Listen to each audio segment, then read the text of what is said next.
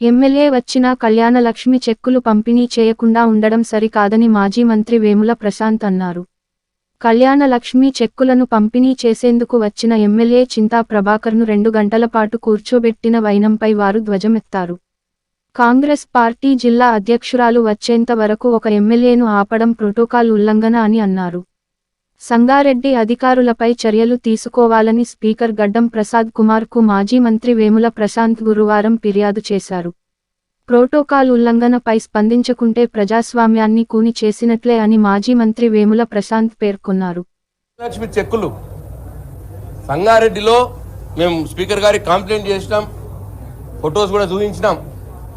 సంగారెడ్డి నియోజకవర్గంలో మా చింతా ప్రభాకర్ ఆరోగ్యం బాగాలేదు, మరి పక్షవాతం వచ్చి ఉన్నది.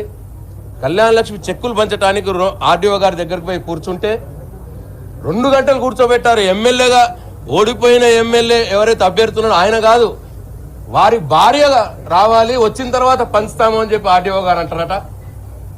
అక్కడ కాంగ్రెస్ పార్టీ అభ్యర్థి భార్య రావాలనంట, భార్య వచ్చిన తర్వాత ఎమ్మెల్యే గారు కళ్యాణలక్ష్మి చెక్కులు పంచాలన్నట అని ఆర్డీఓ గారు అంటారట. ఆర్డీఓ గారి మీద ఇమీడియట్ యాక్షన్ తీసుకోవాలని చెప్పి స్పీకర్ గారికి మేము కోరడం జరిగింది. మరి ఇటువంటి ప్రోటోకాల్ ఉల్లంఘనల మీద సీరియస్గా స్పందించకపోతే మరి అది ప్రజాస్వామ్యాన్ని కూని చేసినట్టే అవుతుంది.